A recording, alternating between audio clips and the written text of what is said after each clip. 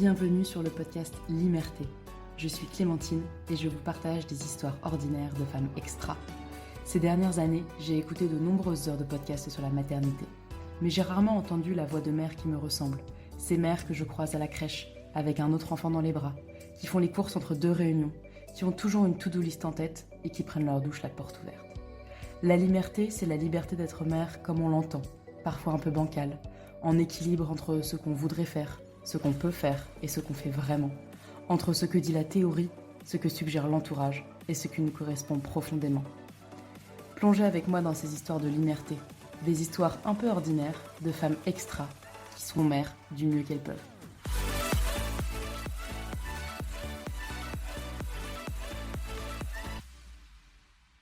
Salut Céline! Mais coucou Clémentine. Je suis contente d'être avec toi aujourd'hui. Ça fait un petit moment que je voulais enregistrer avec toi. Et surtout, on va parler de sujets dont je n'ai encore jamais parlé dans le podcast. Donc c'est chouette, en plus de plein d'autres. Donc c'est très cool. Pour commencer, est-ce que tu peux te présenter en quelques mots? Ouais, bah alors moi je suis Céline, j'ai 46 ans. J'ai deux enfants qui ont 8 et 10 ans. Le grand, il est autiste et TDAH et le petit, il n'est pas diagnostiqué, mais il est pas tout à fait neurotypique non plus. Mais dans d'autres sphères, on va dire. Et dans la vie, je suis thérapeute par le jeu. Donc voilà, je m'occupe des familles qui ont des problèmes relationnels entre parents et enfants. Et je vis à la campagne avec le papa de mes enfants, que, avec qui je suis depuis 15 ans maintenant, je crois. C'est cool parce que je On crois que c'est sait. la première fois dans le podcast que j'ai une maman d'enfant grand, entre guillemets. Souvent, on est encore dans les premières années, là, 8-10, ça commence déjà à être Ouais. grand.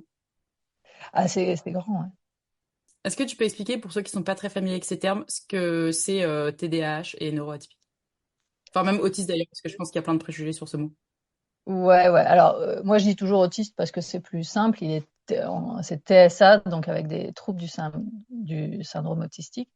Et TDAH, alors c'est un peu mal nommé, mais ça veut dire trouble du déficit de l'attention avec ou sans hyperactivité. En fait, on met toujours TDA parce que en majuscule et le H en petit parce que il y a ou pas hyperactivité. D'ailleurs, chez les enfants, plutôt chez les filles, c'est plutôt le contraire. Il n'y a pas du tout d'hyperactivité, donc c'est quelque chose qui est très très peu détecté chez les filles, beaucoup chez les garçons, même over chez les garçons. Il y a aussi il y a beaucoup d'enfants qui sont diagnostiqués de TDAH alors qu'ils le sont pas. C'est juste des enfants qui ont besoin d'aller plus dehors et qui du coup développent comme ça des troubles de l'attention, de l'hyperactivité. Il y a aussi des problèmes d'alimentation qui font qu'il y a des comportements qui sont compliqués.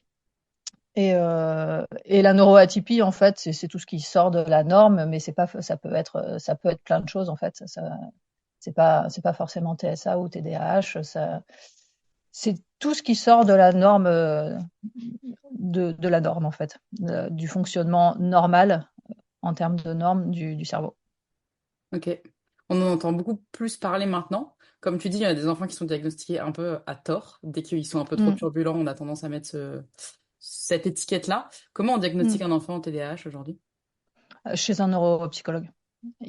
Il faut faire des bilans. Il y a pas, alors il y a beaucoup d'autobilan. La seule façon, c'est d'aller faire des bilans. Et même chez les neuropsychologues, il faut tomber sur un neuropsychologue qui est sérieux. Et parce qu'il doit prendre en compte plein de trucs. Il doit y avoir une anamnèse qui est sérieuse. Il doit y avoir des bilans qui sont pris en compte par rapport à l'anamnèse. Et il y a des enfants qui sont à mon sens, diagnostiqués à tort et qui pourtant ont fait des bilans. Hmm. Mais en France, en fait, on va pas trop chercher. On reste sur la cause. Effectivement, il y a ça et ça et ça comme ça. On reste sur les symptômes plutôt. Il y a ça et ça comme symptômes. Donc ça correspond. Donc oui, votre enfant est TDAH. Moi, par exemple, si je devais être neuropsychologue, d'abord je ferais entamer un régime particulier à l'enfant. Et si au bout de un mois où il n'a pas mangé de gluten, il n'a pas mangé de sucre, etc., il est sorti 4 heures par jour en nature, s'il est toujours dans le même comportement, effectivement, on peut commencer à faire des bilans. Mais on regarde beaucoup les symptômes et pas tout ce qu'il y a autour. Et en fait, on en entend effectivement beaucoup parler. Bah parce que il y a de plus en plus de prise en compte des enfants. De toute façon, depuis on va dire 40 ans, on prend de plus en plus compte de l'enfant en termes d'être humain, ce qui n'était pas Qui vraiment est le bien. cas avant, en fait, tu vois. Ça marche pour les femmes et ça commence aussi pour les enfants. Mhm. Et du coup, on s'intéresse un petit peu à ce qui se passe, à ce qui se passe chez eux. Voilà, Filiosa, elle a beaucoup fait pour les émotions et tout ça. Et on va un peu se poser des questions. Donc, les parents se posent plus de questions. Et c'est vrai que les parents aiment bien mettre une étiquette sur les comportements de leurs enfants. Parce que ça rassure, tu penses? Ouais, je pense que ça rassure et puis ça permet d'éventuellement sortir de la culpabilité parce que bah, c'est pas de ma faute, il est TDAH. Mhm. Donc voilà. Donc je Mhm. pense que ouais, je pense que ça rassure. Et en vrai, bah, moi j'ai fait des bilans hein, pour mon fils. Ça permet aussi d'obtenir des dossiers MDPH et donc d'avoir des aménagements à l'école. Moi, c'est pour ça que je l'ai Ok. fait. Parce que si tu n'as pas un diagnostic, tu n'es pas entendu. Donc, euh, donc, moi, c'est pour ça que je l'ai fait. Et je trouve que c'est pas très juste parce qu'en vrai, les adaptations auxquelles mon fils a droit, j'aimerais aussi que mon autre fils y ait droit, même s'il n'a pas de diagnostic, parce que tous les enfants devraient avoir le droit de bouger plus, de prendre 5 minutes, d'être aidés quand ils ont besoin d'être aidés par rapport à leur développement. Tu vois, mon fils, et s'il y a des évaluations nationales, éventuellement, je peux demander à ce qu'il ait 5 minutes de plus parce que lui, le temps, quand il y a un chrono, ça le stresse parce que j'ai un bilan. Mais en fait, mon autre fils aussi, il est stressé. Enfin, il y en a Mhm. plein des gens qui sont stressés. C'est pas parce que tu as un bilan et du coup, bah voilà, les autres, ah bah non, t'as pas de bilan, donc tu vas avoir le même temps que tout le monde. Mais est-ce que le résultat va être quand même celui qui, enfin, bref. Voilà, donc Mhm. je vais essayer de Ok. répondre plus laconiquement à tes prochaines questions. Non, mais c'est bien, Sinon, ce soir, on y c'est va. très bien. Non, mais en plus, il y a plein de choses que t'as partagées là qui m'interrogent. Tu t'as parlé du régime alimentaire. Mm, Et on sait que dans les recommandations de l'OMS, effectivement, les enfants ne devraient pas manger de sucre du tout avant 1 an et après de manière à la fin. En fait, retarder le plus ouais, longtemps, le plus tard, je vais y ouais. arriver, le Mm, moment d'introduire le sucre. Le gluten, on a beaucoup parlé aussi. Enfin, on commence à en parler, mais ça reste quand même la base d'alimentation de mm. beaucoup d'enfants. Est-ce que tu penses que si on respectait un peu ces règles, ces normes qui sont établies, justement, il y aurait beaucoup moins d'enfants hyperactifs? Mais Qu'est-ce qui tellement. fait, en fait, Mais selon toi, aujourd'hui, qu'il y a plein d'enfants hyperactifs, enfin, qu'on dit hyperactifs, alors après, c'est juste aussi des enfants qui ont besoin de bouger, mais... ouais, bah ça déjà, en fait, un comportement débordant, je vais reprendre ma casquette de thérapeute, un comportement débordant ou difficile, c'est parce qu'il y a un besoin qui est pas nourri. Donc il y a des besoins de sécurité, il y a plein de choses en fait. Il y a des besoins de sécurité, il y a des besoins physiologiques. En fait, moi je dis à tous mes clients et y compris les personnes qui viennent dans mes ateliers collectifs de jeu, dans mon atelier collectif de jeu, je fais boire les enfants. Et ça vient à peu près au milieu de l'atelier parce que je l'ai fait. Enfin, t'as vu, t'as fait l'atelier, tu vois, on crapahute un petit peu. Donc à un moment, ils sont un peu tout rouges parce que je les ai renversés, la tête en bas et tout ça. Et donc je prends cette excuse pour dire on va boire un petit peu parce que là quand même. Et les parents se rendent compte souvent que en fait leur enfant il avait super soif. Et ça me permet de leur dire la plupart des enfants et des adultes aussi d'ailleurs. Hein.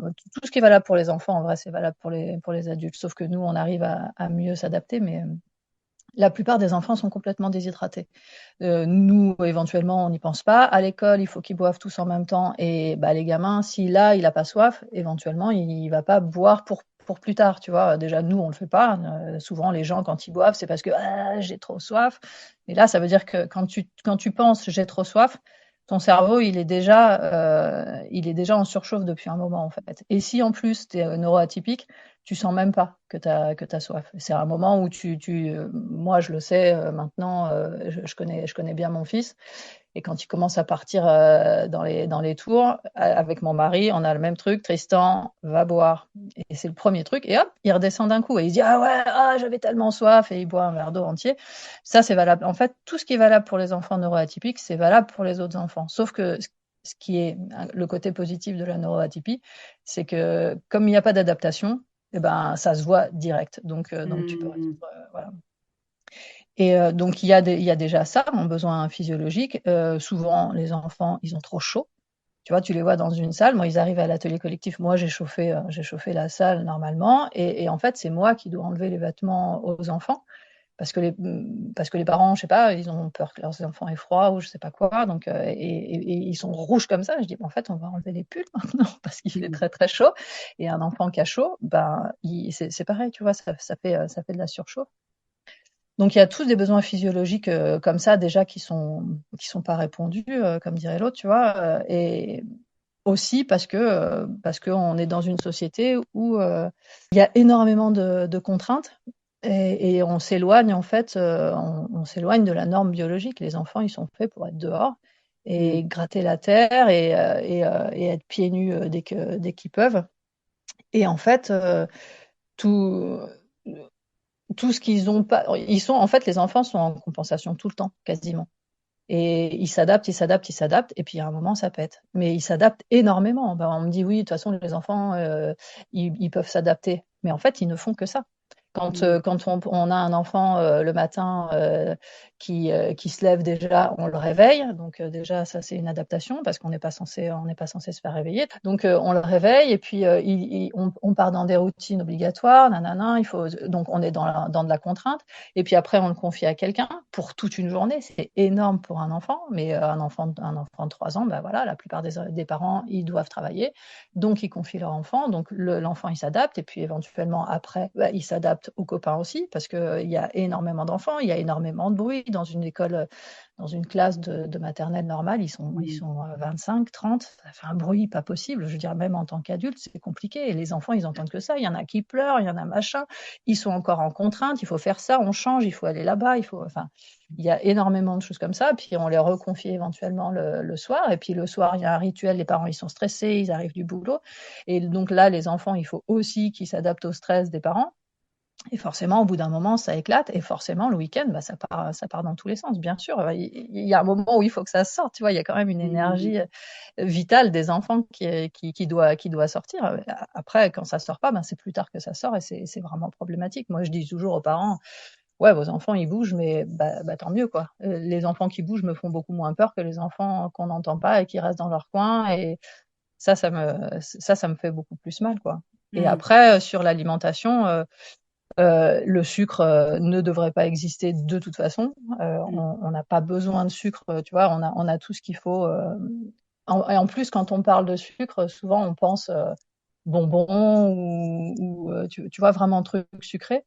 Mais bah, il y a évidemment tout ce qui est boisson sucrée. Dans les fruits, il y a du sucre aussi. On sait, les compotes, c'est vachement moins bien. Il y a beaucoup de sucre dans les compotes. Et en plus, t'as pas les fibres et tout ça. Et puis, bah, dans les fruits secs, il y a du sucre, dans les pâtes, il y a du sucre, dans le riz, il y a beaucoup de sucre, dans tout ce qui, on essaye de faire sans gluten, mais du coup, il y a du maïs à la place, donc là-dedans, il y a Mm. beaucoup de sucre. Enfin, en fait, du sucre, il y en a partout, donc les bonbons, c'est vraiment pas la peine. Et moi, je me rends vraiment bien compte, encore une fois, parce que mes enfants s'adaptent très mal à ce genre d'inflammation parce qu'en fait, le sucre, le gluten, les produits laitiers, ça crée de l'inflammation dans le système digestif et le système digestif crée des cellules pour le cerveau. Et donc, c'est des cellules enflammées qui montent au cerveau et du coup, ça crée de la surchauffe. Et moi, quand il se trouve que mes enfants, quand ils mangent des bonbons, c'est parce qu'on leur en a donné à l'école, parce qu'il y avait un goûter d'anniversaire. Et quand ils arrivent le soir, je sais qu'il y a eu un goûter d'anniversaire, parce qu'ils sont intenables. Je le vois direct, ils me disent ah, il y a eu un goûter. Bah, ouais, je sais. Après, tu vois, on n'est pas non plus des extrémistes, donc ça nous arrive aussi de faire des apéros où ils ont le droit à un orangina pour deux. Alors tout le monde nous regarde, oh bah les pauvres. Je dis, ouais, bah allez-y, donnez-leur un orangina chacun, mais après c'est vous qui Vous vous les débrouillez gardez, ouais, avec eux. c'est ça. Voilà, parce qu'après c'est insupportable, quoi. Mm. Et c'est là que bah à la limite c'est plus facile quand tu as des enfants comme ça parce que tu le vois direct, donc tu sais. Ouais. Et quand tu arrêtes, bah moi j'ai commencé ça, c'est mon médecin hein, qui est à Caluire qui m'avait proposé ça. J'avais Tristan qui avait 4 ans et je l'avais mis au centre aéré comme ça sur une semaine. Et c'était hyper compliqué, il devenait hyper agressif. Il y avait déjà beaucoup d'adaptations pour lui qui étaient compliquées. Mais ça devenait vraiment intenable. Il attaquait son petit frère, tu vois, qui était tout petit à l'époque. J'étais allée la voir et elle m'avait dit essayez d'enlever le gluten et le lait de vache. Mais c'est hyper compliqué. Nous, en plus, on mange que du bio, donc sans gluten en bio, c'est hyper cher. Et puis, il faut vraiment refaire mm, toute ta façon de faire. En fait, c'est vraiment Mm. compliqué de réfléchir sans gluten. J'arrivais, tu vois, dans les épiceries lyonnaises là, et je me disais mais qu'est-ce que je vais acheter? Qu'est-ce que j'achète? Qu'est-ce que je vais faire? Bon, après, j'ai la chance avec Tristan, il mange de tout, il a toujours mangé les légumes et tout ça, donc c'était quand même assez facile. Ça l'est moins avec son frère. Et en 15 jours, j'ai eu un autre enfant. Vraiment, Mm. c'était incroyable. Je te dis 15 jours, mais c'était même pas 15 jours, c'était en moins d'une semaine. Il avait changé du tout au tout. Alors évidemment, l'effet est décuplé parce qu'il est neuroatypique et qu'il monte très haut, mais du coup, quand on enlève, ça se voit. Donc oui, clairement, si on donnait moins de sucre à nos enfants, si on les sortait plus, etc., bien sûr qu'il y aurait moins d'hyperactivité. J'en Ouais. suis convaincue. D'ailleurs, mes enfants ont arrêté d'être chiants le jour où on est arrivé à la campagne, quoi. Parce qu'ils sont chiants, Évidemment. mais quand ils sont chiants, je les mets dehors, et puis voilà, quoi. Et en fait, ils Pas sont faits besoin. pour ça. Bien sûr, ça crie un enfant, bien sûr, ça a besoin, ça fait partie de son développement. Donc, Mm. ben, quand tu es dans un appartement, ça résonne. Eux, en plus, ils voient jamais l'horizon. Enfin, ça monte de plus en plus, et tout le monde monte, en fait. Donc, les enfants sont hyper actifs aussi parce que les parents sont hyper stressés, tu vois. Ouais. Donc, il y a des choses qui se, Ouais. qui Mais se d'ailleurs, mettent en ça se sent, miroir. enfin, en tant qu'adulte, si on est en colère, énervé, stressé ou autre, on va marcher 3 minutes dehors, alors pas en pleine ville, dans la campagne, et tout va mieux, quoi. Ceci dit, même en pleine ville, hein, même en pleine ville, sortir, c'est déjà, bon, au moins tu es dehors, quoi. Parce Oui, c'est que vrai. quand tu vois, il y a vraiment, il y a des études qui ont montré ça. Les yeux ont besoin de profondeur. Et si dans ton appartement, tu n'as que la profondeur de tes murs, ton stress monte, en fait. Et si tu vas Mm. en ville, bah, au moins, si tu as une longue vue, tes yeux peuvent aller un peu plus loin. Et déjà, Mm. c'est moins stressant. Bon, après, effectivement, tu as les trottinettes, les machins, les trucs. Oui. Ça peut être une autre sorte de stress parce qu'effectivement, il y a beaucoup de bruit, Mm. éventuellement, les gens qui te rentrent dedans. Bah, c'est sûr qu'il vaut mieux. Si tu es à Lyon, tu vas te promener au bord du Rhône, Mm. c'est mieux que d'aller effectivement prendre le métro ou aller se promener à la Part-Dieu, quoi. Ça, par exemple, tu vois, c'est les gens qui me disent mon enfant, il est insupportable, qu'est-ce qu'il a fait aujourd'hui? Bah, pourtant, on a passé l'après-midi à la Part-Dieu à jouer parce qu'il y a des petits endroits où tu peux jouer avec tes enfants. Ouais, bah, ne le fais pas, c'est pire. C'est marrant, t'as partagé il y a pas très longtemps une photo, je crois, de tes enfants, enfin juste de leurs pieds, et t'as marqué Mm, ils avaient enlevé leurs chaussures et leurs chaussettes au parc en plein mois de mm, novembre et qu'ils marchaient pieds ouais. nus, quoi. Il y a deux pensées qui me sont venues. La première, c'est, bah oui, évidemment, on est tellement plus confortable pieds nus et aller marcher dehors pieds nus, on n'a pas l'habitude de voir les gens faire ça, mais n'empêche que c'est hyper agréable. Et ma deuxième pensée, c'était de me dire, me mettre dans la situation de me dire si mes filles font ça, enfin la grande, parce que la petite a 1 an, elle fait pas encore, mais si ma grande fait ça, quelle est ma réaction? Et je pense que ma première réaction, c'est de dire attention, tu vas avoir froid. Et la deuxième, c'est façon, enfin vas-y quoi. Et puis remplis tes chaussures de cailloux et puis on verra après. Mais Ben, je pense que ça se fait au fur et à mesure. Les miens, hein, comme tu disais, ils sont grands, tu vois. Donc, c'est des choses que. Bon, ceci dit, à 1 an et demi, ils étaient déjà pieds nus au parc, mais pas forcément au mois de novembre. ouais. Et bon, en fait, pour la petite histoire, je, je leur ai demandé pourquoi ils avaient enlevé leurs chaussures. Ils le font assez régulièrement. Mais là, il y avait des petits graviers, donc c'était pas forcément hyper confortable. Mais c'est parce qu'en fait, on s'était promené avant et leurs chaussettes étaient trempées, donc c'était vraiment très inconfortable et c'était bien plus confortable de marcher pieds nus. Et en fait, on n'est pas tout à fait d'accord avec mon mari là-dessus parce que lui, il me dit, j'ai lu une étude et on s'enrhume parce qu'on prend froid. Et moi, je dis, bah, moi, j'ai lu une étude qui dit que justement, le froid nourrit les défenses immunitaires. Donc voilà. Bon, la vérité, c'est que on a quand même plutôt tendance à laisser faire les gamins quand ils font quelque chose comme ça. Et je suis du genre, moi, à les mettre dehors, même s'il pleut, même si je sais pas quoi, quand ils sont énervés, ils vont dehors, même s'il fait nuit, même si tout Ouais. ça, je les mets dehors quand même. Mais après, moi, j'entends tout ça. C'est pour ça que dans la story que j'avais faite, je mettais, est-ce que vous laissez faire? Parce que des fois, même si tu sais que c'est compliqué aussi. Là, il y avait personne avec nous au parc, hein. Après, moi, je l'assume le regard des gens maintenant. parce que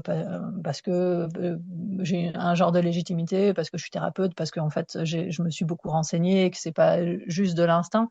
J'imagine qu'une maman qui doit s'appuyer juste sur son instinct, Mm. bah toi tu faisais un truc la dernière fois sur l'instinct maternel, c'est compliqué aussi, tu vois, le regard des gens. Moi je le comprends tout à fait. Après effectivement, je le conseille beaucoup et je le mets en story justement pour que les gens se disent ah bah je suis pas la seule quoi. Et Mm. moi aussi je fais ça du hersing on appelle ça. Et c'est vraiment pour moi une expérience de dingue d'aller faire 2 kilomètres dans la forêt pieds nus. C'est génial. Et d'ailleurs, moi qui ai des réflexes archaïques hyper mal intégrés, par contre, j'ai des réflexes de pied qui sont nickel. Et par contre, quand j'arrive sur le chemin, je remets mes chaussures parce que je me dis, Mm. village, si on me voit au mois de novembre pieds nus dans la forêt, tu vois, il est L'étiquette possible. hippie là, rapide, tu vas Ouais, te coller. voilà, tu vois, les Lyonnais hippies, machin, ça peut aller vite. Ouais. Donc, mais c'est vrai qu'après, j'ai aussi une tendance à essayer de donner l'exemple. Je laisse aussi mes enfants faire pour dire, bah, en fait, c'est possible de laisser faire et voilà, quoi. Mm. Mais bon, je respecte tout à fait les gens qui ont peur que leurs enfants en prennent froid. C'est plus dur pour moi quand c'est une histoire de se salir. Parce que Oui. ça, je me dis, voilà, si l'enfant n'a pas le droit de se salir, bah là, c'est pareil, je commence à m'inquiéter pour lui. Parce que c'est un enfant qui peut pas se salir, ça veut dire qu'il peut pas se développer, quoi. Parce que, de fait, quand tu fais une exploration, forcément, à un moment, tu te salis, quoi. Mm. T'étais thérapeute avant de devenir maman?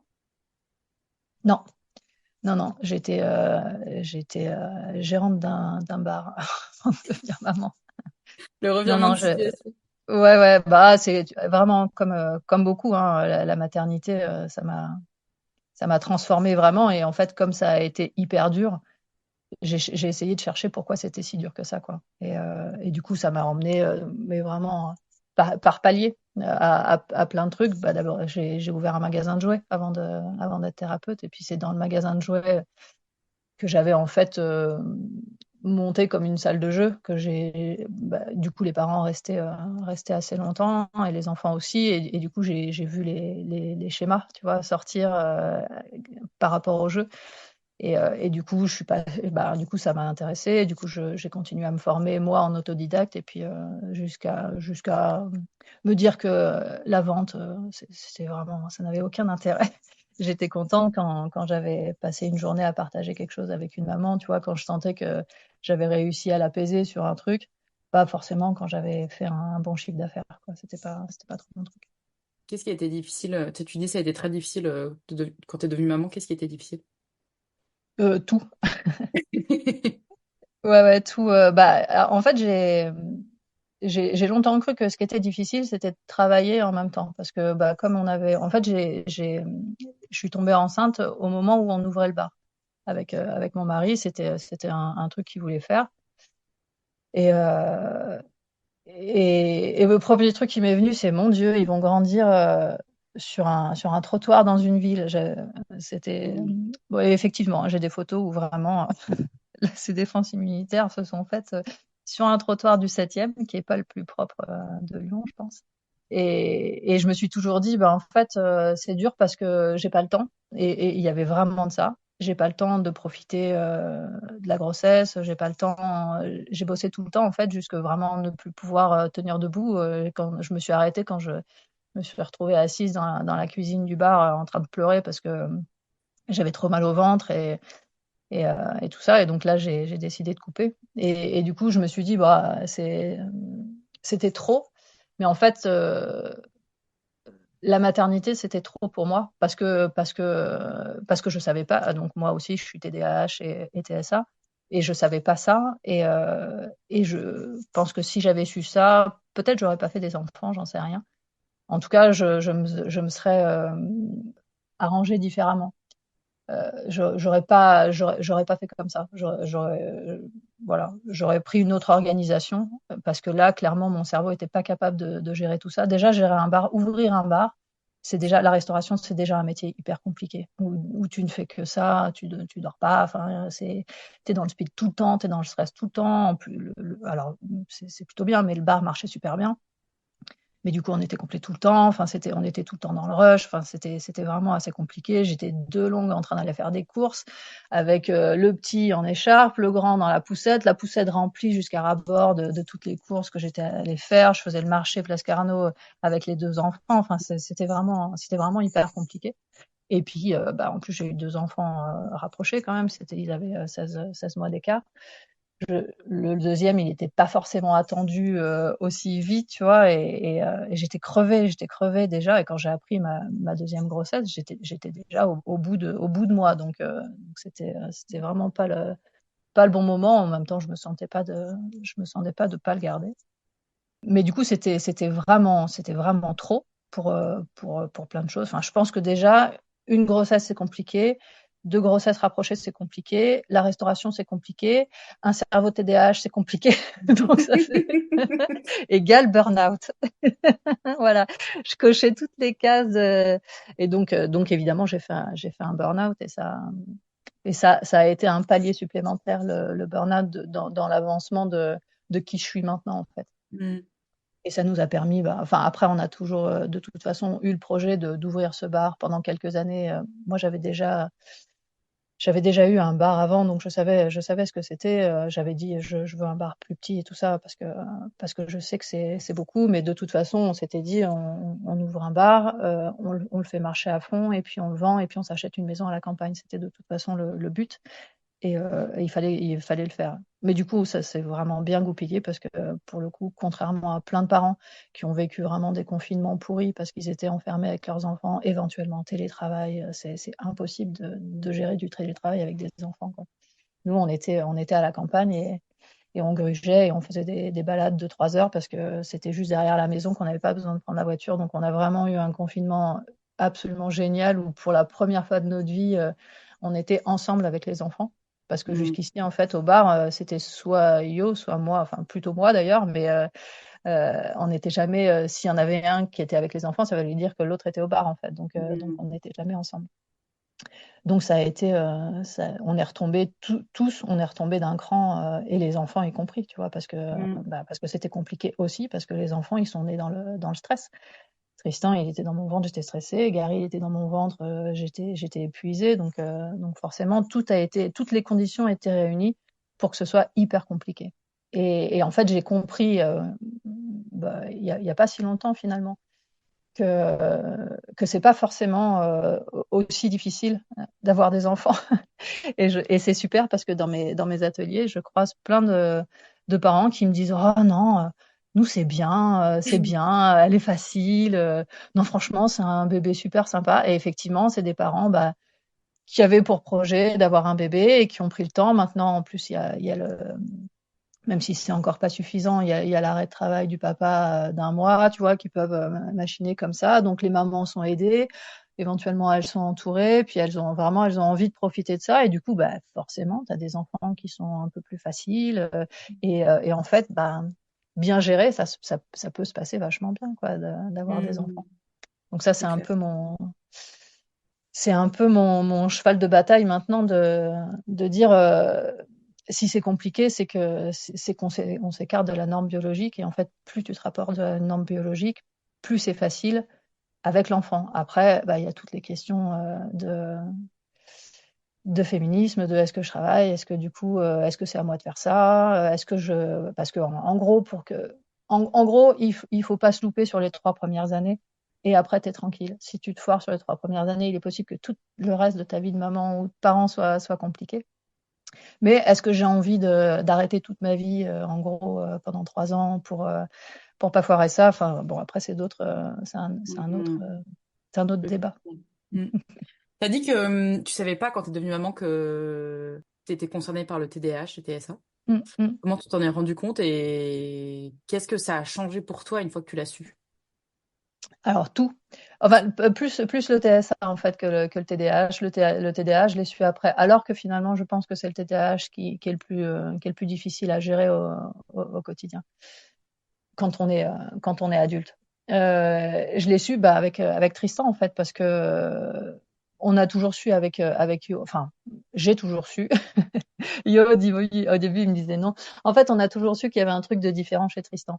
Après, moi, en fait, avant d'avoir des enfants, les enfants, c'était pas du tout mon truc, hein.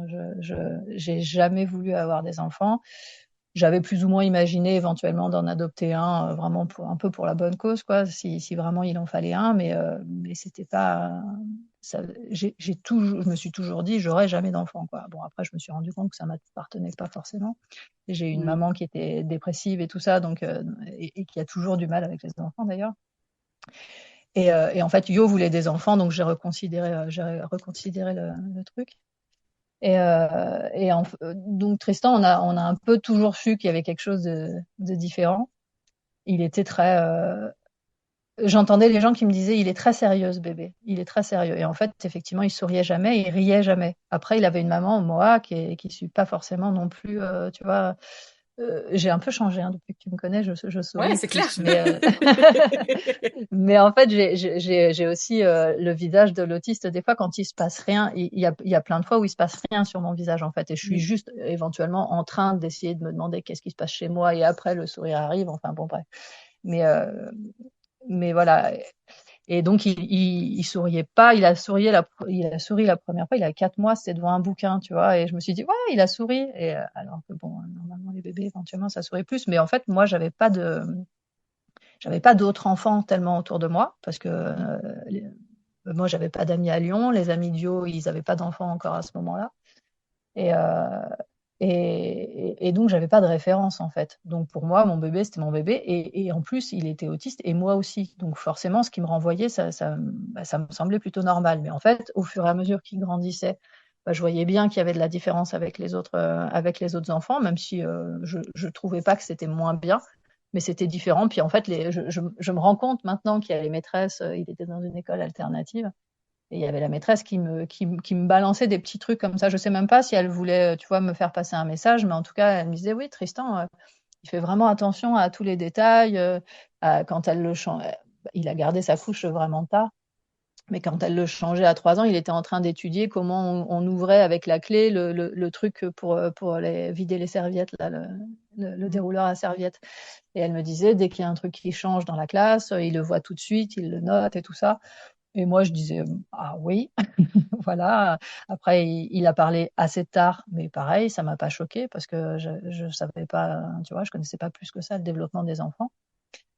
Mais j'avais remarqué qu'effectivement, il a parlé tard, il se concentrait pour parler et, euh, et il ne parlait que quand il avait un mot fini, quoi. La première fois qu'il a dit son nom, il m'a regardé droit dans les yeux, il m'a dit Tristan. Mm. Alors que son petit frère, ça sort en purée, lui, il s'en fout si c'est pas. Tristan, il n'a jamais fait ça. Mm. Mais bon, voilà, on savait, et puis c'était comme ça, c'était Tristan. Et puis comme je m'adaptais à sa vie, c'était pas gênant. Et en fait, quand on est arrivé à la campagne, on a quitté l'école alternative. Et on s'est retrouvé dans une petite école de campagne on pensait chouette, vu qu'ils étaient 28 en tout dans l'école. Oui. En fait, on est tombé sur une maîtresse qui était à mon avis, pas à sa place dans une classe pour les petits, et qui l'a mis en contrainte tout de suite. Il fallait qu'il soit comme elle voulait qu'il soit. Et elle a fait ça avec mes 2 enfants, qui étaient, eux, pour le coup, assez libres dans leurs réponses, dans leur façon de faire, même s'ils ont toujours été, je crois, des enfants agréables, tu vois.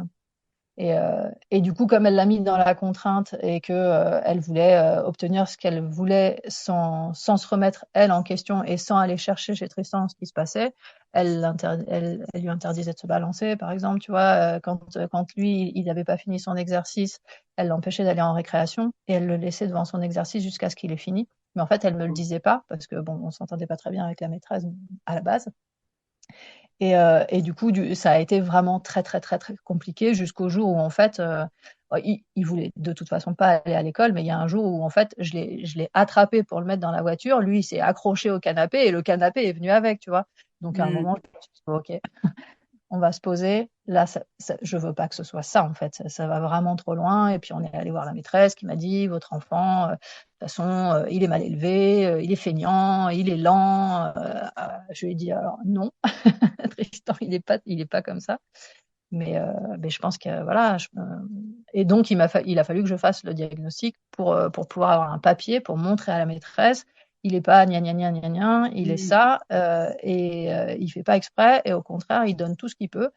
Mais par contre, si on s'adapte pas à lui un petit peu, ça peut pas passer, quoi. Et quand tu fais les bilans, tu accompagnes ton enfant et tu as plein de questions et tout ça. Et je sentais bien qu'on me posait des questions pour me dire, ça, c'est pas normal. Et en même temps, moi, je trouvais ça normal. donc, je sentais bien que, voilà. Et puis, donc, on est allé chez une neurologue qui était très sympa. Et du coup, à un moment, je lui ai dit, bon, est-ce que moi, il faut que je fasse les tests aussi. Elle me dit, c'est vous qui voyez. Elle me dit, c'est vrai qu'en général, quand il y a un TSA dans la famille, c'est quand même assez courant qu'il y ait un des deux parents. Enfin, ça vient pas de nulle part.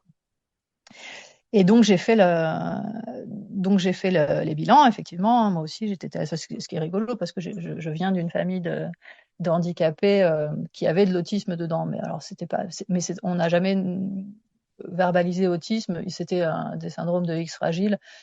Mais mes oncles, en fait, étaient autistes aussi, quoi. Mais ça n'a jamais été nommé comme ça, donc ça m'est jamais venu à l'esprit, d'autant que cette maladie X fragile se transmet, et que j'avais fait les tests et que moi, j'avais pas le gène, donc a priori, il n'y avait pas de raison que ça se transmette, donc je ne m'étais pas posé la question. Mais en fait, c'était plutôt assez logique. Et en fait, de savoir que j'avais ce TSA, ça a tout changé, parce que déjà, j'avais 44 ans à l'époque, je crois. J'ai passé ma vie à entendre que j'étais chiante sur plein de trucs, enfin que j'étais trop, tu vois. Et moi, je trouvais que les gens étaient trop pas assez. Je trouvais que les gens avaient pas de conviction, qu'ils étaient mous, tu vois, alors que moi, je m'indigne pour un rien, tu vois. Et en plus, je trouvais que c'était plutôt une qualité. Je trouve toujours que c'est plutôt une qualité. Après, ça peut être fatigant, donc j'essaye de me tempérer, mais je trouve que c'est bien que les gens continuent à s'indigner et suivent pas forcément le truc. Mais du coup, j'ai pu me dire, ok, je suis pas folle, je suis pas forcément chiante, c'est pas moi qui fais pas d'efforts, c'est juste qu'il y a des choses qui sont trop lourdes. Et là, en fait, ça a été un été vraiment houleux dans la famille, parce que j'ai tout reconsidéré, en fait. Et j'ai dit, il y a des choses que je ferai plus, que je m'impose depuis hyper longtemps, parce que je pense que c'est moi qui suis pas normale. Et en fait, il y a des choses que je ferai plus. Alors, c'était surtout, c'était pas tellement au niveau de mes enfants, parce que je trouvais que c'était normal de m'adapter à eux, et c'était le reste qui devait s'adapter, en fait. Bon, après, je suis revenue aussi là-dessus, hein. J'ai fait trop pour mes enfants, et je leur ai fait la vie un peu trop facile. Enfin, j'ai trouvé des solutions à leur place. Et ça, je suis en train de travailler là-dessus maintenant qu'ils sont plus grands.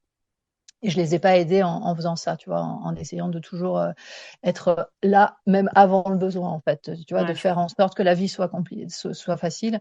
Après, quand j'en ai parlé au psychologue, j'ai eu du mal à avoir le diagnostic de Tristan, parce qu'il n'était pas assez autiste. Il faisait pas de crise, il faisait pas tout ça, tu vois. Donc, il lui manquait des cases. Et en fait, il lui manquait des cases à cocher, je veux dire. Oui, j'ai pas compris. Pas dans un certain sens aussi, mais bon, bref. Et, et, euh, et du coup, en fait, le psy m'a dit que, a priori, c'était son idée à lui, que c'est parce que je m'étais beaucoup adaptée que du coup, il n'y avait pas de crise. Et effectivement, les crises ont commencé quand il est arrivé chez la maîtresse et qu'il n'y avait aucune adaptation. Et là, tu construis des crises, en fait. Mais si tu veux, en fait, le truc numéro un des parents qui ont des enfants neuroatypiques, c'est d'essayer de s'adapter le plus possible, en restant toi aussi, tu vois, dans tes besoins à toi, parce que tu as besoin d'être forte en face. Donc, il faut que tu gardes dans tes besoins. Mais et donc voilà, donc moi, en fait, j'ai enlevé des trucs. Enfin, la grosse question de cet été-là, c'était qu'on était invité à un mariage chez des amis de Yo que je supporte pas. Et au dernier moment, j'ai dit, ok, tu sais, moi, le mariage, je vais pas y aller, en fait, parce que ça fait 10 ans que je me force à aller voir tes potes, alors que je peux pas me les voir, que eux non plus, en plus, même pas, parce qu'ils aiment pas ma façon d'être et tout ça. Donc, en fait, on va simplifier. Et je vais plus aller voilà, dans la famille de Yo, c'était un peu compliqué aussi, parce que je parle trop, parce que je parle trop fort, parce que j'ai trop de convictions, alors que c'est une famille où on parle pas. Donc souvent, voilà, c'est moi qui prends un peu toute la place, et je sens que c'est pas confortable pour eux. En même temps, c'est pas confortable pour moi non plus. Donc j'ai dit en fait, on va enlever tout ça et moi je vais être mieux. Et en fait, et je pense que ça a plutôt bien marché. Alors il y a eu un peu des questionnements au début, pourquoi on voit plus Céline ou enfin chez eux, hein, parce que personne nous a demandé ça en direct, mais maintenant c'est un peu rentré comme ça. Et du coup j'ai plus plaisir, tu vois, à y aller de temps en Mm. temps. Et bon, après, en plus, depuis, j'ai fait mon chemin parce que quand j'ai appris que j'étais TSA, j'avais l'impression de dire autiste autant que quand je disais brunch quand on avait le bar, tu vois. C'était un mot que j'en pouvais plus. Je pouvais plus entendre le mot brunch. Ah, brunch, j'ai dit arrêtez, j'en peux plus. Et autiste, c'est pareil, tu vois. À un moment, j'en avais marre d'entendre ce mot-là. J'avais l'impression que j'avais que ce mot-là à la bouche. Mais du coup, ça a vraiment tout changé dans le sens où j'ai commencé à devenir vraiment plus douce avec moi et, Mm. et à entendre vraiment ce qu'il y avait à l'intérieur de moi. Et c'est là que j'ai commencé à me dire que ben moi, ça me fait du bien de marcher en forêt.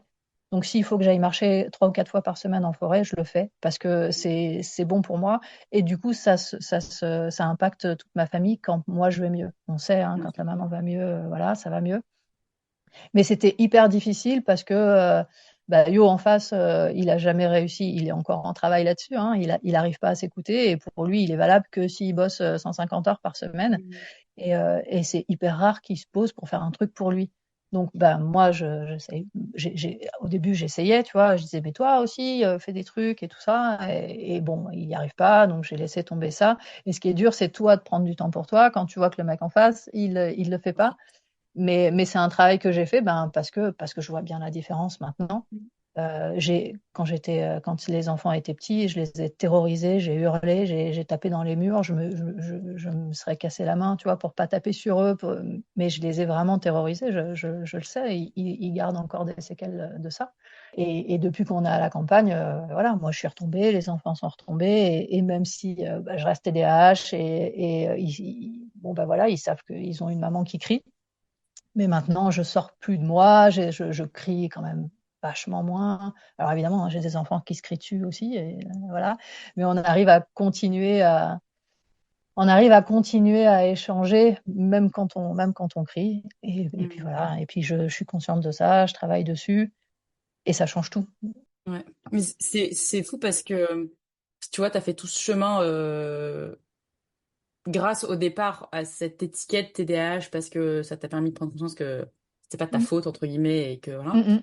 Mais c'est un travail que tout le monde devrait faire quoi parce que il y a je ne sais pas la proportion de gens qui se suradaptent en permanence ou qui font des choses parce qu'il faut les faire alors qu'en fait pas du tout envie de les faire. Et ça me fait rigoler ce que tu dis sur ton mari qui a cette valeur de travail très très forte parce Ouais. que je suis en train de lire le dernier bouquin de Mona Chollet qui s'appelle Résister à la culpabilisation Mm, et qui est sur la culpabilité très intégrée chez les femmes en particulier et d'où mm, ça vient. Et elle fait tout un chapitre sur justement le droit à la paresse en fait mm. et que paresser c'est pas mauvais et que c'est plutôt un investissement sur l'avenir parce que bah comme tu dis en fait si tu prends ce temps d'aller marcher dans la forêt t'es beaucoup plus détendu et du coup quand tu retrouves tes enfants bah c'est pas dans les cris c'est dans la Ah un ouais, peu ouais, plus serein. vraiment. Ouais, ouais, mais c'est hyper dur. Ouais. Bah ouais, c'est hyper dur. Et de même que et dans toute proportion gardée, crier est pas mauvais, quoi. Mm. Enfin, chacun sa manière de communiquer. Encore une fois, ça dépend de la manière dont c'est fait, des raisons, etc. Mais de tout aplatir est pas non plus sain, quoi. Je, Oui, oui, non, mais je suis clairement. dans cette démarche-là, en tout Ouais. cas, par rapport à moi. Tu sais, ma fille, tu sais ce qu'elle me Ouais. dit maintenant. Au début, d'abord, ça m'a fait un peu de la peine, mais d'un autre côté, je sais pourquoi elle dit ça et je suis OK avec ça. Le soir, quand je vais la coucher, maintenant, elle me dit, Maman, je t'aime, même quand tu cries. Mais moi aussi, mes enfants, ils me disent ça. Ouais, c'est ma fille qui me dit ça, je me dis, bon, bah écoute. Mais Bah ouais, mais c'est. voilà, c'est parce qu'effectivement, tu vois, comme moi, ça a besoin de sortir.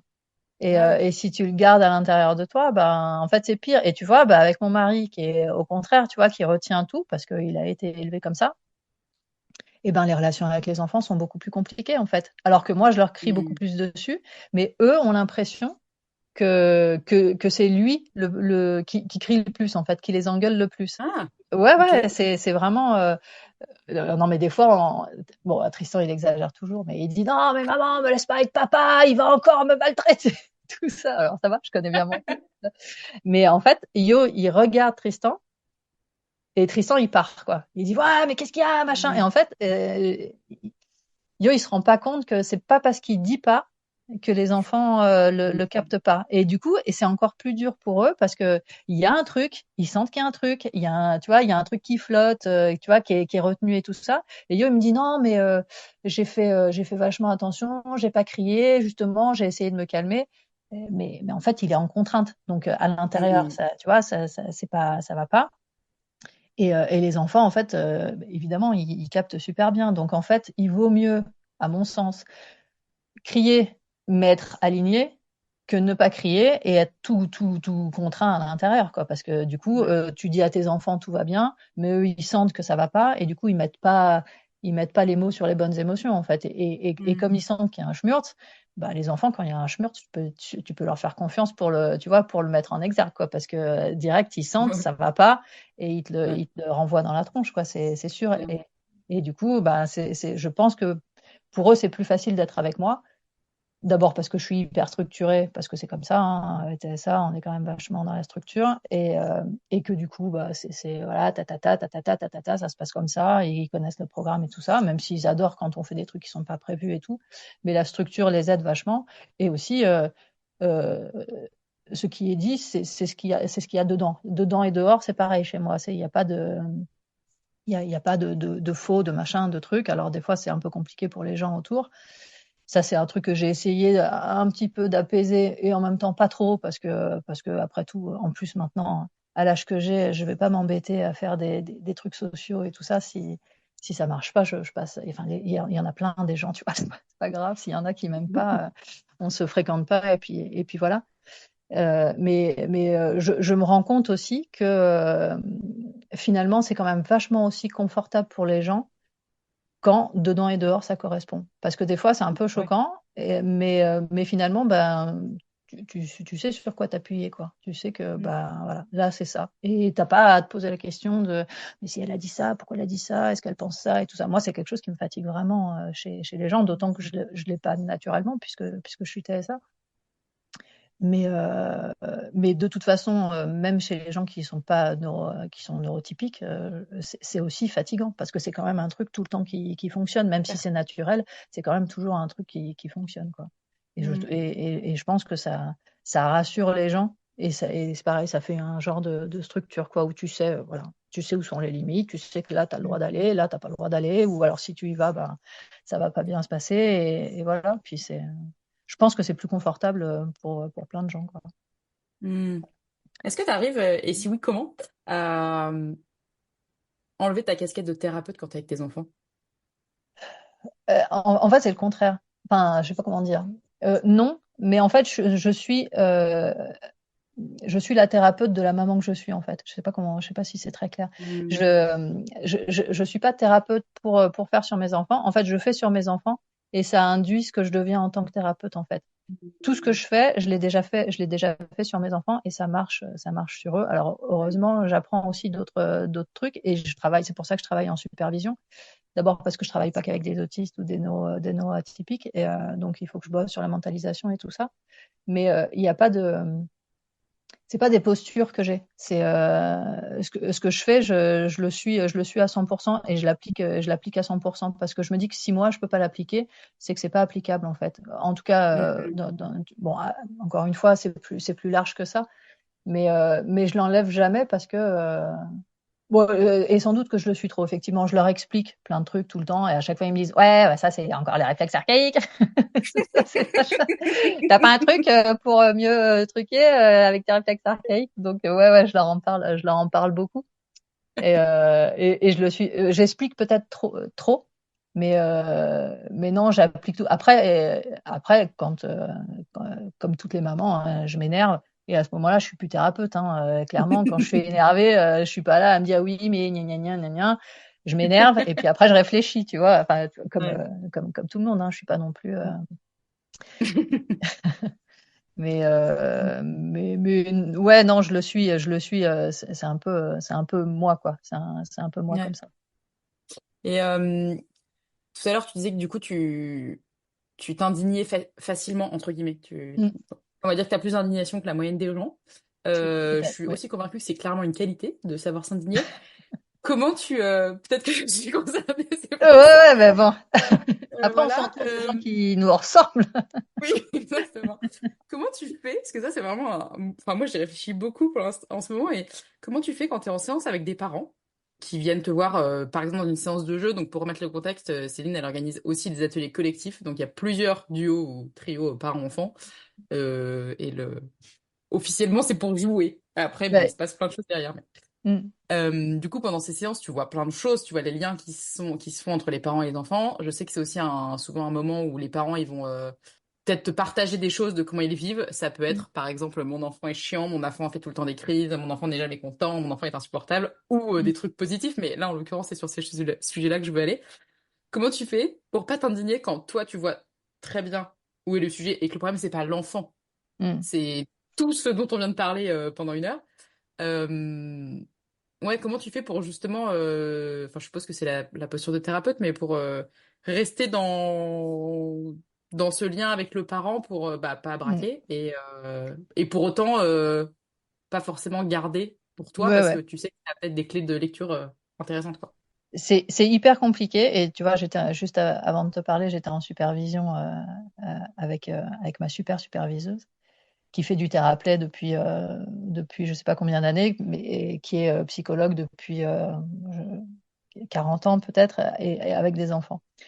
Et elle est hyper forte et en fait la clé c'est de valider les parents, de rester empathique avec le parent. Et clairement, c'est hyper difficile pour moi, comme tu dis, quand je vois une situation où, surtout quand l'enfant est là, et que du coup, il y a le parent qui dit mon enfant, il est comme ci, comme ça, et que je vois bien que c'est dans l'interaction que ça marche pas.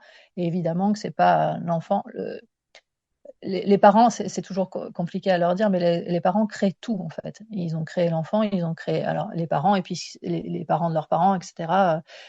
L'enfant, il a été créé par des gènes, par son environnement, etc. Donc ils sont responsables, pas coupables, mais ils sont responsables de tout. Après, il y a l'environnement autour et tout ça quand ils commencent à aller à l'école et tout ça. Et quand ils sont gardés, pour le coup, il faut bien choisir les gens chez qui tu fais garder ton enfant parce que c'est eux qui deviennent la référence du coup. Mais ils sont effectivement responsables et ça, c'est compliqué et moi, je le sais. Et en fait, et c'est ça que j'essaye d'apprendre. Et encore ce matin, il faut qu'elle me le remette tout le temps en tête. C'est d'abord de valider le parent parce que le parent, c'est un enfant aussi. Et que Mm. du coup, il faut arriver à voir l'enfant chez le parent et comprendre pourquoi lui, il réagit comme ça et qu'est-ce qu'il a subi lui, enfin subi avec des guillemets, hein, c'est pas forcément de la Mm. maltraitance, mais qu'est-ce qu'il a vécu lui quand il était petit qui fait qu'il réagit comme ça, qui fait que c'est dur et que le regard des autres est dur et que pour lui c'est plus dur que pour un autre, etc. Alors ma superviseuse, elle en fait vraiment des caisses et moi je sais pas faire comme elle et ça ferait hyper faux, mais tu vois, elle part vraiment sur ah, mais tu as raison, maman. C'est vrai, je comprends pourquoi tu dis ça et je comprends que tu penses que machin. Mais imagine, qu'est-ce qui se passe dans la tête de ta petite fille quand tu dis ça alors que machin truc. Et du coup, tu mets les parents dans la mentalisation. Mais la première chose, c'est d'arriver à dire, bah oui, je comprends, c'est dur. Ou oui, je comprends pourquoi tu dis ça. Ah oui, je comprends, machin.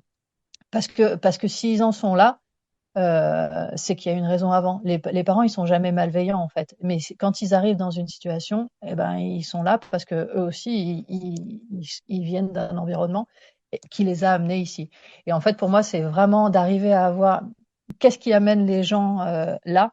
Mais c'est une démarche mentale du coup hyper difficile et c'est pour ça que les séances thérapeutique ça dure un quart d'heure parce que tu peux pas être plus d'un quart d'heure, 20 minutes autant à fond comme ça, à penser à autant de niveaux et en plus à Mm. autant de personnes parce que tu dois être avec l'enfant, mais tu dois être avec les parents et avec la relation entre les parents et l'enfant, entre les parents entre eux. Il faut que tu sois à 100%. En atelier collectif, ce sera vraiment juste des petites phrases où je balance ça, bah oui, maman, je comprends, oui, c'est dur. Déjà, je valide les parents et après, Mm. d'une façon ou d'une autre, je fais comprendre à l'enfant que la petite interaction là qu'il a vécue, elle n'était pas cool pour lui.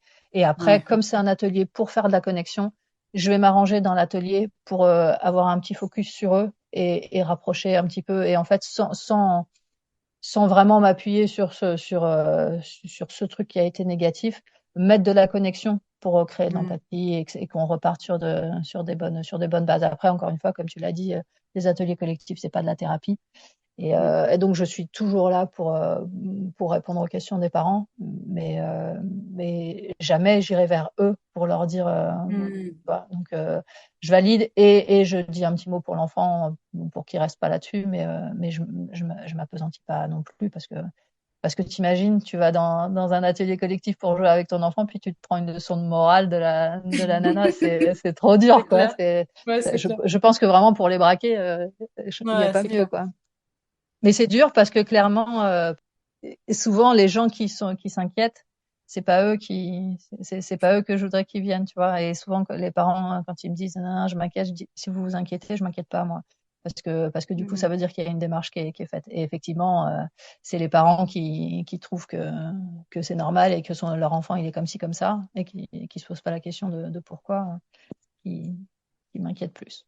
Mais bon, on peut pas non Mm. plus, tu vois, sauver tout le monde. Non. Voilà. Merci beaucoup pour toutes ces infos. C'est passionnant. Cette discussion pourrait durer des heures. J'ai une dernière question pour toi. Ouais. Quand est-ce que tu as été fière de toi pour la dernière fois et pourquoi? Et pas lié à ton rôle de mère. Et ben écoute, en fait, comme je te disais tout à l'heure, je suis assez fière de moi souvent, comme j'ai assez honte de moi souvent. C'est, ça peut arriver. Mhm. Mais euh, en fait, en ce moment, je fais des groupes théraplay. Donc c'est du collectif, mais enfin, des enfants, des adultes, mais les parents sont pas là en fait. Et là, je travaille pour une association qui s'appelle Monoparenthèse et qui offre des activités en gros aux parents. Je sais plus, c'est vraiment, je crois qu'il y a 5 euros d'abonnement pour l'année, un truc comme ça. C'est vraiment rien du tout. Et, euh, et du coup, ils ont des activités, voilà, plein d'activités, dont un groupe de parole une fois par mois. Et pendant que les parents ont leur groupe de parole avec la psychologue, moi, je m'occupe des enfants. Donc c'est à Lyon et à Villefranche. Et à Lyon, je suis avec les tout petits, donc les 12-36 mois. Et en fait, quand je suis arrivée, la responsable de l'association, elle était un peu au bout de sa vie parce que les petits, enfin, il y avait deux petits particulièrement compliqués, une qui faisait que hurler et l'autre qui pleurait tout le temps et qui pouvait pas se séparer de sa mère pendant 1 heure. Et, euh, et donc, bah, j'ai fait deux séances de groupe thérapie. On était deux ou trois, et avec une super bénévole avec qui, du coup, qui s'était déjà occupée du petit qui pleurait tout le temps et du coup qui avait passé 1 heure assez compliquée avec lui. Mais Mm. elle le connaissait déjà et il la connaissait aussi. Du coup, je lui ai dit, bah, viens, toi, viens avec lui et puis on va faire le truc. Et déjà, dans cette séance, c'était beaucoup plus facile pour lui. Il n'avait pas pleuré. On sentait que c'était un peu dur, mais il n'avait pas pleuré. Et la dernière fois que j'y suis allée, là, c'était vendredi dernier, il y avait la petite qui, a priori, hurle tout le temps, qui s'est super bien amusée. Le petit avait le sourire tout le temps. Et je trouve ça génial. Et il est en connexion avec la bénévole. Donc, je Mm. sais que maintenant, même si je m'en vais, ça va perdurer comme ça et que maintenant il peut passer 1 heure tranquillement sans sa maman. Alors dans ce contexte-là, on n'a pas travaillé et puis ce sera de toute façon dur dans d'autres trucs. Mais, mais moi, c'est vraiment le but de mon travail que les enfants soient plus confortables en fait et que ce soit moins dur pour eux parce que je trouve que la vie d'un enfant là en ce moment dans notre société, c'est vraiment pas facile. Et, Mm. et du coup, ouais, j'étais vraiment super contente de moi d'avoir permis ça et que en plus, bah, du coup, ce soit plus facile pour les gens qui les gardent et pour la maman aussi qui peut aller du coup discuter. Elle est revenue vendredi dernier. Elle me dit, mais waouh, c'est super, il a l'air hyper content et tout ça. Et du coup, bah, maintenant, elle peut profiter vraiment de son heure de Mm. discussion parce qu'elle n'est pas en train de penser, mon gamin, il pleure pendant 1 heure. Elle se dit, il s'est super bien amusé et du coup, je peux profiter de ça. Voilà, ça, c'est vraiment le sens de mon job, quoi. Voilà, Voilà. c'est chouette. Merci pour tout ça. Merci de m'avoir Trop... invité sur ton super Ah, podcast. je suis trop contente d'avoir Je parlé suis fière de de ce ça sujet avec aussi, toi. d'être sur ton podcast. Ouais, je suis contente de tout ce que tu as partagé. Je trouve que c'est un sujet, enfin, TDAH, TSA, autisme, etc. Je trouve qu'il y a tellement de méconnaissances et de préjugés sur tous ces mots. et d'en parler d'un point de vue enfant et impact quand on est mère. Je trouve ça très intéressant. Ça fera sûrement l'objet d'autres épisodes parce qu'il y a encore plein de choses à dire. Voilà, Avec je te plaisir. réinviterai, Céline. Merci beaucoup. Merci de m'avoir invitée.